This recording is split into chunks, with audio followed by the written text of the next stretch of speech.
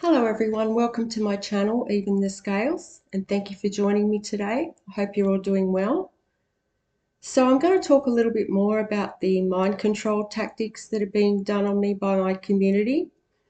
My community has left me no choice but to do this to protect myself at the moment. So that's the main reason I'm making these videos right now, to let people know what's going on out there in perhaps other communities as well. So my community have been doing this to me basically to end my life. That is the goal of the whole thing, is for my life to end.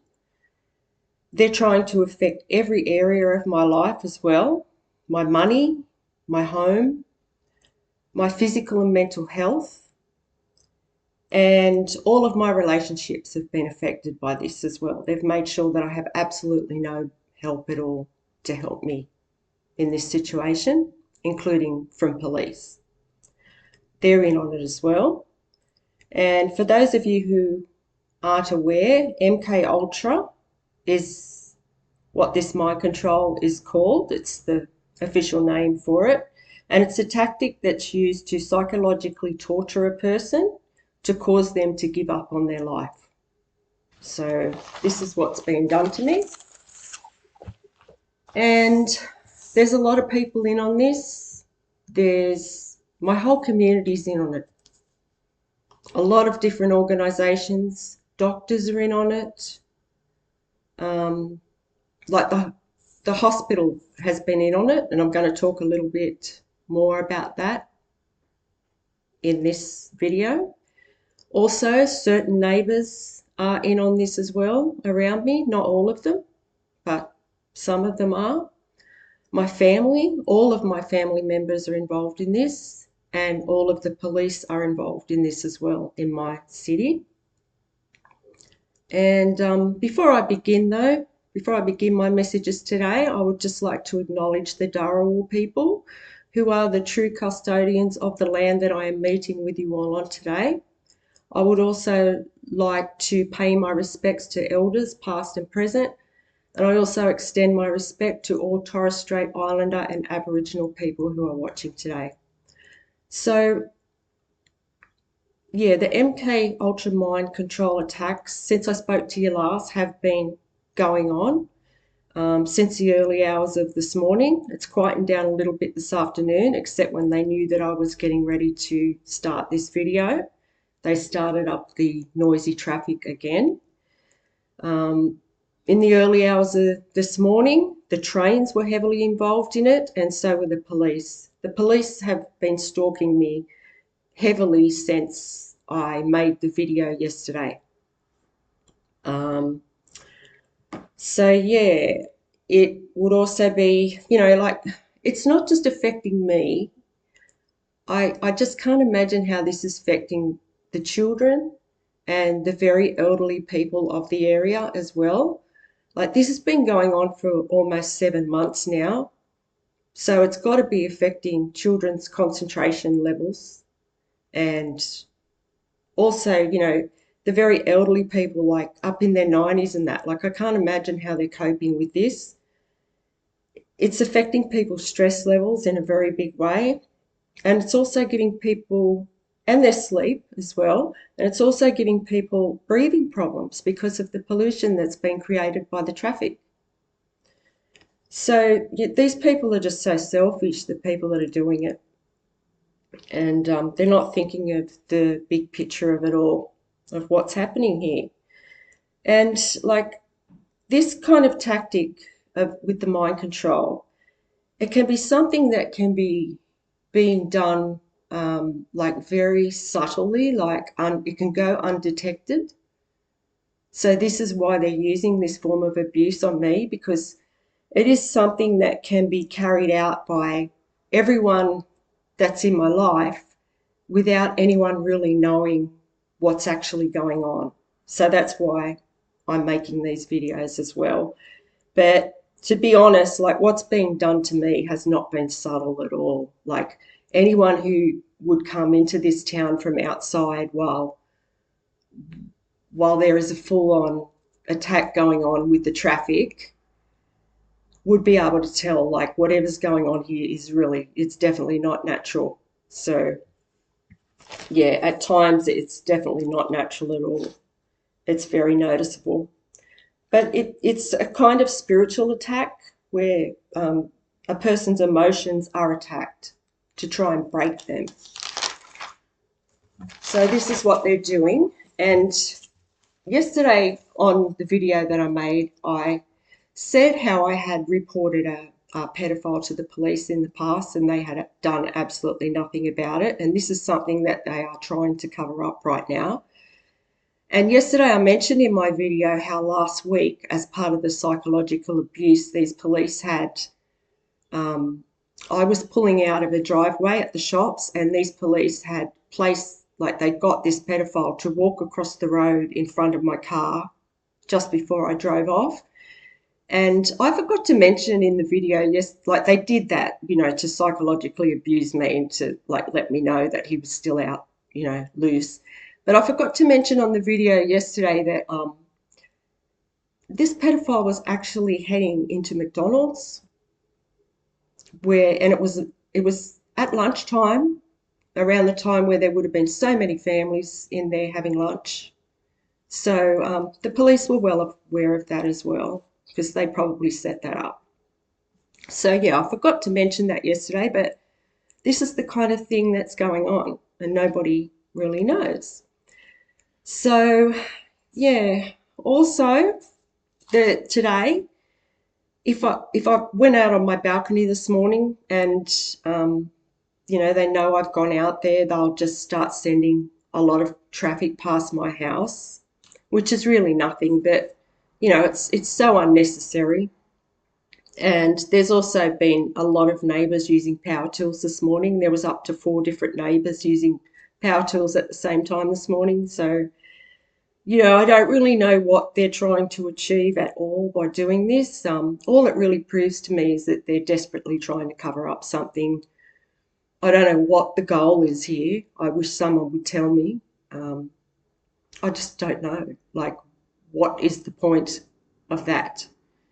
I don't even know if the people that are doing it know what the goal is, to be honest.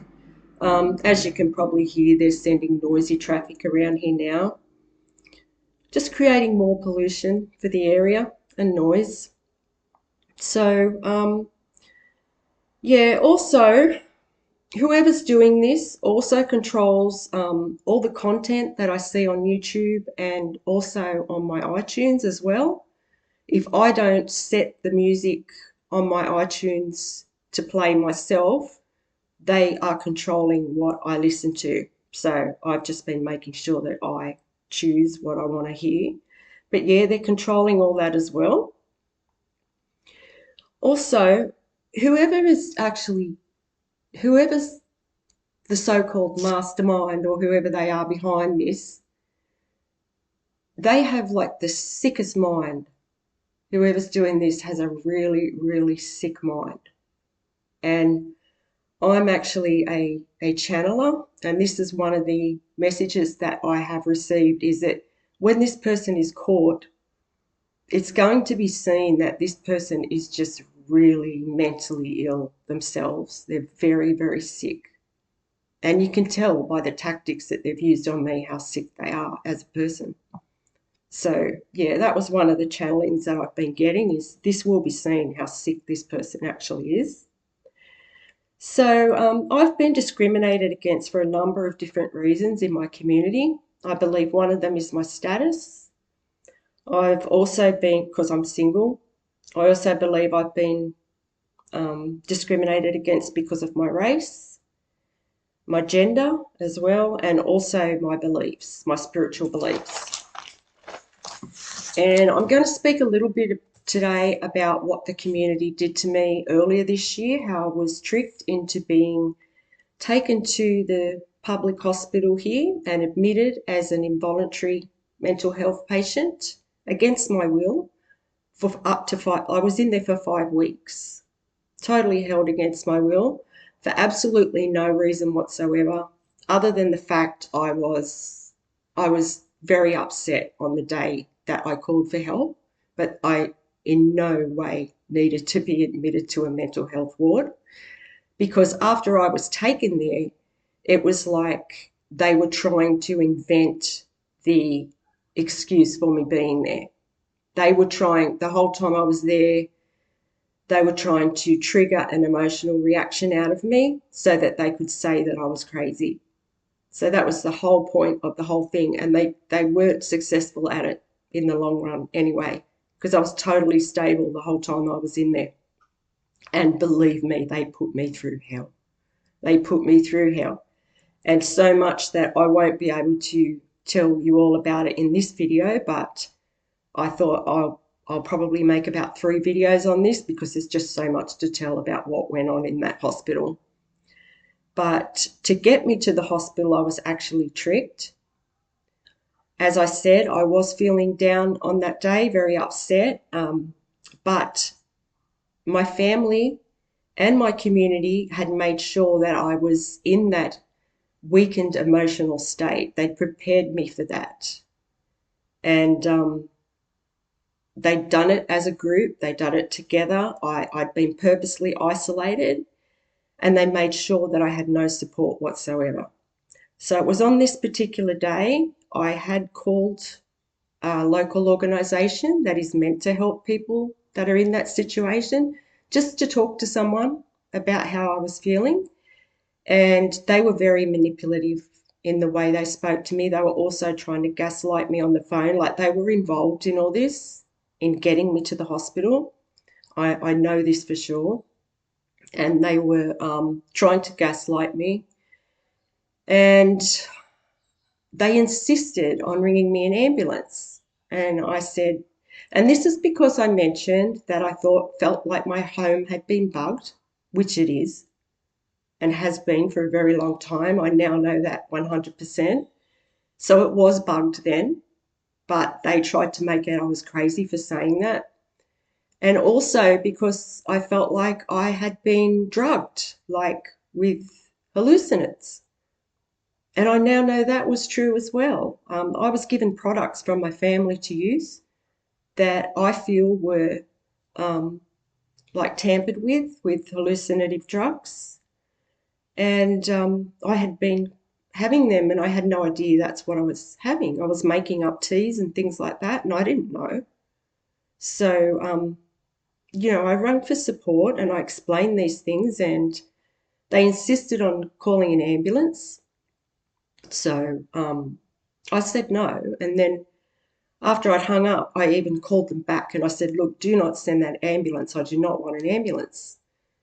And I think they said, yeah, okay. And that was that. And then about half an hour later, an ambulance turned up. And I went out on my balcony and I said, look, I don't need an ambulance. Can you please leave? And they said, look, can we at least just come up and have a chat? Like, we've got lots of time. Like, let's just have a chat. And like at the time, I was just grateful, yeah, to have someone to talk to. So, I said, yeah, okay. But after they come up into my house, another gentleman turned up as well, who was said to be a social worker.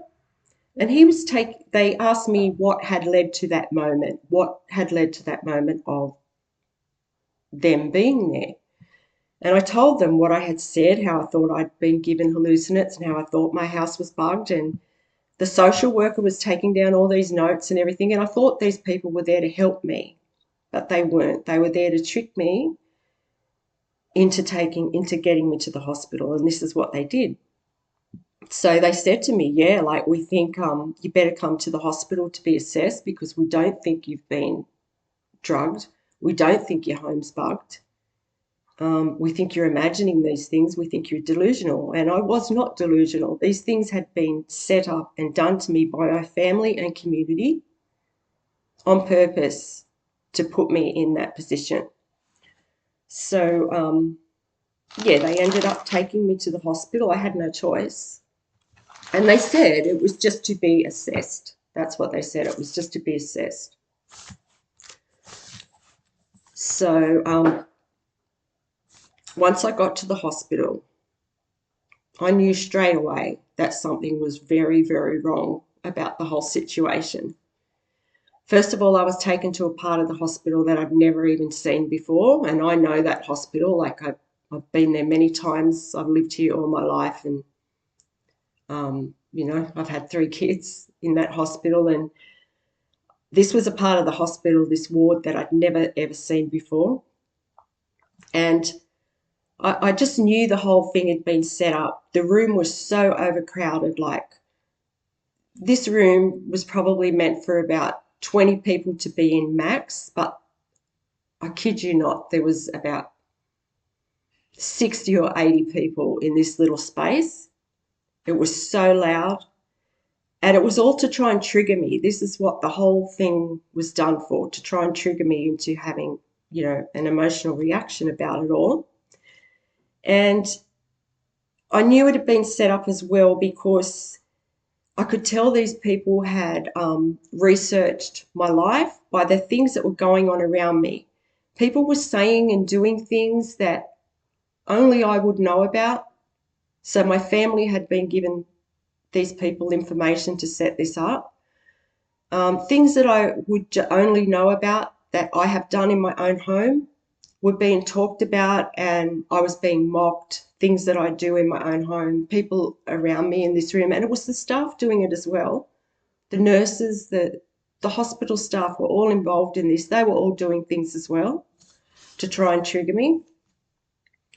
So I could tell because like they were doing things that they knew that I didn't like. They had been told about the things that trigger me. Like, they had researched my life in great detail to carry this out. And those were the kind of things they were doing. It was a really elaborate setup. Like, I can't believe it. And the justice system's obviously involved in this. They worked with my family to do this as well. And it's because of all the blunders that the justice system made during the time that I spent in a domestic violent relationship. And also the stuff ups that they've made in regards to my family that have stolen inheritance from me. So they know that my family shouldn't have been given that money, and they did manipulate the justice system to do that. So it's all these things that the justice system's trying to cover up, as well as the pedophile that they haven't done anything about. So this is the elaborate setup that they carried out.